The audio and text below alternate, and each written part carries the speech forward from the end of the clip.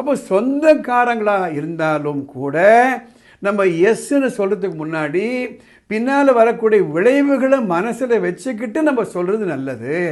நாளைக்கு பிரச்சனை வரும்பொழுது நண்பர்களும் கிடையாது, உறவும் கிடையாது. அண்ணன் என்னடா தம்பி என்னடா அவசரமான உலகத்திலேன்னு அழகான கண்ணதாசன் பாடல்.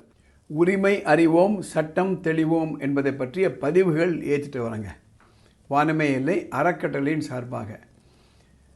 அடுத்த 3-4 நிமிஷத்துக்குள்ள ஒரு முக்கியமான கருத்தை மையப்புள்ளியாக வச்சு நான் பேச போகிறேன். இன்றைக்கி நிறைய பேர் ஏமாந்துடுறாங்க, ஏதோ ஒரு விதத்தில் ஏமாந்துடுறாங்க.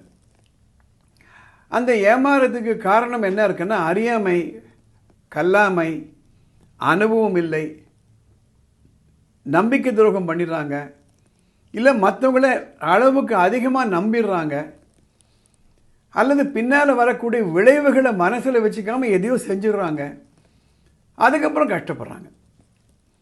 சட்டம் கண்டிப்பாக நமக்கு உதவி செய்யும், காவல்துறை கண்டிப்பாக நமக்கு உதவி செய்யும். ஆனால் அந்த காவல்துறை ப்ரொசீஜர், சட்டத்திற்கு நீதி வழங்கக்கூடிய ப்ரொசீஜரை நம்ம புரிஞ்சுக்கிடணும். எங்கள் அப்பா சொல்லுவார், ஸ்ரீதர் 2 இடங்களை நீ அவாய்ட் பண்ணு, ஒன்று போலீஸ் ஸ்டேஷன், 2வது நீதிமன்றம் சொல்லுவார். போலீஸ் ஸ்டேஷன் மேலேயோ நீதிமன்றத்து மேலேயோ அவருக்கு மரியாதை இல்லைன்னு இல்லை, மிகுந்த மரியாதை உண்டு. நாங்கள் 4 தலைமுறையாக வக்கீல்கள். நாங்கள் கூடுமானவரில் அவாய்ட் பண்ணி, தேவையானதான் நம்ம டாக்டர்கிட்ட போகிறோம், தேவையானதானே ஆப்ரேஷன் பண்ணுறாங்க. ரைட், அதே போல் தான் இதுவும். சட்டம் கண்டிப்பாக நமக்கு உதவியை செய்யும், காவல்துறை நமக்கு கண்டிப்பாக உதவி செய்யும். ஆனால் இன்றைக்கி இருக்கக்கூடிய காலகட்டத்தில் எந்த அளவுக்கு துரிதமாக நாம் நினைக்கக்கூடிய அளவில் காவல்துறையும் நீதிமன்றமும் நமக்கு ஹெல்ப் பண்ணோன்றது ஒரு விவாதத்திற்கு உண்டான ஒரு விஷயம். அதுக்காக நான் சொல்ல வரேன். இந்த பீடிகையோடு நான் எதுக்கு ஆரம்பிக்கிறேன்னா, சில எக்ஸாம்பிள் கொடுக்குறேன். அண்மை காலங்களில் எனக்கு நிறைய ஃபோன், ஒரு நாளைக்கு 40-50 பேர் ஃபோன் பண்ணுறாங்க, இல்லை மெசேஜ் அனுப்புகிறாங்க. பொறுமையாக எல்லோரையும் பேசுகிறேன். ஒருத்தர் சொல்கிறாரு, என்னுடைய நண்பர் சார், நாங்கள் 2 பேரும் ஒரே டிபார்ட்மெண்ட்டில் வேலை பார்க்குறோம். அவர் கேட்டார், அவருக்கு மச்சானுக்கு ஒரு வண்டி வாங்கி கொடுக்கணும், ஒரு கார் வாங்கி கொடுக்கணும், ஒரு 4 லட்சம் ரூபாய் கொடுங்க அப்படின்னு கேட்குறாரு. நாங்கள் 2 பேரும் ரொம்ப பழகிட்டோம், எப்படி நான் இல்லைன்னு சொல்கிறது? என் மனைவியை கேட்டேன், சரி ஹெல்ப் பண்ணலாங்க அப்படின்றாங்க. நான் ஹெல்ப் பண்ணுறேன், அது 1 வருஷத்துக்குள்ளே திருப்பி கொடுக்குறேன்னு சொல்கிறாரு. ஆனால் இது வரையில் திருப்பி கொடுக்கல. அந்த பணம் சம்பந்தப்பட்டு எனக்கும் அவருக்கு மனஸ்தாபம் வந்துடுச்சு. எழுத்து மூலமாக ஒன்றுமே இல்லை. இப்போ என் நண்பர் சொல்கிறாரு, மச்சானை நம்பி கொடுத்தேன், இன்றைக்கி அவர் இல்லைன்னுட்டார், நான் என்ன செய்யறதுன்னு கேட்குறாரு. என்கிட்ட வந்து கேட்குறாங்க, சார் இதுக்கு சட்ட ரீதியாக என்ன செய்ய முடியும்? அதே மாதிரி இன்னொருத்தர் ஃபோன் பண்ணுறாரு, நான் ஒரு கம்பெனியில் லோன் போட்டுட்டேன். அந்த எதுக்காக லோன் போடுறேன்னா, என்னுடைய கிரெடிட் ஒர்த்தினஸ் நல்லா இருக்குது, என்னுடைய ஃப்ரெண்டினுடைய கிரெடிட் ஒர்த்தினஸ் அவ்வளோவா இல்லை, என் சம்பளத்துக்கு அதிகமாக லோன் கிடைக்கும், அவர் குறைவாக கிடைக்கும், அதனால் அவருக்கு நான் லோன் எடுத்து கொடுக்குறேன். அவர் தான் இஎம்ஐ என்கிட்ட கொடுத்து நான் இஎம்ஐ கட்டுவேன். கடந்த 1 வருஷமாக எனக்கு இந்த இஎம்ஐ கொடுக்கல சார், நான் என்ன சார் செய்யறது? இது ஒரு பிரச்சனை. 3வது, ஒரு சொந்தக்காரங்க தான் சார், கல்யாணம் நாளைக்கு காலையில் கல்யாணம் நின்றுவிடும் போல் இருக்குது, எனக்கு கொஞ்சம் பணம் கொடுத்து உதவி செய்யுங்க. ஸோ மனிதாபமான அடிப்படையில் நான் கொடுக்குறேன், ஆனால் இந்த பணம் ஒன்றும் திருப்பி வரல, எனக்கு என்ன சார் செய்யறது? இதெல்லாம் பார்க்கும் பொழுது ஒரு அளவுக்கு நம்ம ஜாக்கிரதையாக இருக்கணும். அப்போ யாரையுமே நம்பக்கூடாதா? அப்படி சொல்லலை. வருமுன்னர் காவாதான் வாழ்க்கை, எரிமுன்னர் வைத்தூர் போல கெடும்.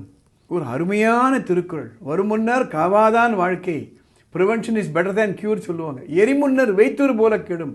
ஒரு வெக்கப்போரில் ஒரு தீயை வச்சு அது எவ்வளோ வேகமாக அழிந்துருமோ அந்த அளவுக்கு அழிந்துடும். யார்? வருமுன்னர் காவாதான் வாழ்க்கை. அப்போ சொந்தக்காரங்களாக இருந்தாலும் கூட நம்ம எஸ்ன்னு சொல்கிறதுக்கு முன்னாடி பின்னால் வரக்கூடிய விளைவுகளை மனசில் வச்சுக்கிட்டு நம்ம சொல்கிறது நல்லது. நாளைக்கு பிரச்சனை வரும்பொழுது நண்பர்களும் கிடையாது, உறவும் கிடையாது. அண்ணன் என்னடா தம்பி என்னடா அவசரமான உலகத்திலேன்னு அழகான கண்ணதாசன் பாடல். எப்படி நமக்கு குடும்ப மருத்துவர் இருக்காரோ அதே மாதிரி we need a person to advices on legal matters. ஒரு வார்த்தை கேட்டுறது நல்லது. சில நேரங்களில் ஃபார்மலாக நம்ம இருக்க வேண்டிய அவசியமும் ஏற்படலாம். நான் ஒரு உண்மை நிகழ்ச்சியை சொல்கிறேன். ரொம்ப நாளைக்கு முன்னாடி என்னுடைய நெருங்கிய நண்பர், அவர்கிட்டேருந்து ஒரு ambassador car, second hand car வாங்குகிறேன். அவர் இருக்க இடம் கோயம்புத்தூர். நான் போய் பார்க்குறேன், இந்த கார் பிடிச்சிருக்கு, நான் வாங்கிக்கிறேன்னு சொல்லிடுறேன்.